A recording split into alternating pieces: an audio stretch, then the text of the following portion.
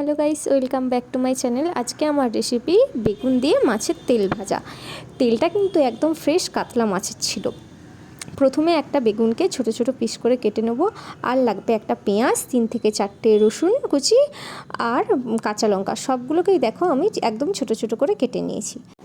তারপরে কড়াইটা গরম হয়ে যাওয়ার পরে অল্প করে একদম তেল দেব কড়াইতে, কারণ মাছের তেল থেকে অনেক তেল ছাড়বে।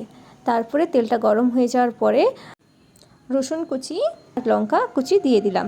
প্রথমে এইগুলোকে ভেজে নেওয়ার পরে পেঁয়াজগুলো অ্যাড করে দিলাম। তারপরে পেঁয়াজটা যখন দেখবো একটু ভাজা ভাজা হয়ে আসছে, তার মধ্যেই ওই মাছের তেলটা অ্যাড করে দেব। মাছের তেলটা অ্যাড করে দেওয়ার পরে ওর মধ্যে একটু হলুদ গুঁড়ো আর পরিমাণ মতো লবণ দিয়ে দেবো।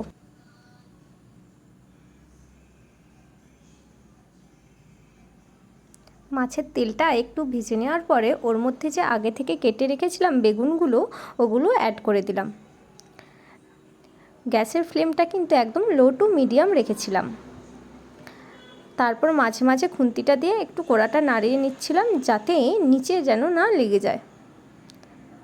এইভাবে ভালো করে 5 থেকে 10 মিনিট আস্তে আস্তে লো টু মিডিয়াম ফ্লেমে ভেজে নেব। কিছুক্ষণের মধ্যেই আমাদের রেডি হয়ে যাবে বেগুন দিয়ে মাছের তেল ভাজা। এইরকম তেল ভাজা দিয়ে কিন্তু এক থালা গরম গরম ভাত নিমিষেই উড়ে যাবে। কে কে এরকম তেল ভাজা খেতে ভালোবাসেন অবশ্যই কমেন্ট করে বলবেন। থ্যাংক ইউ সবাইকে ফর ওয়াচিং মাই ভিডিও।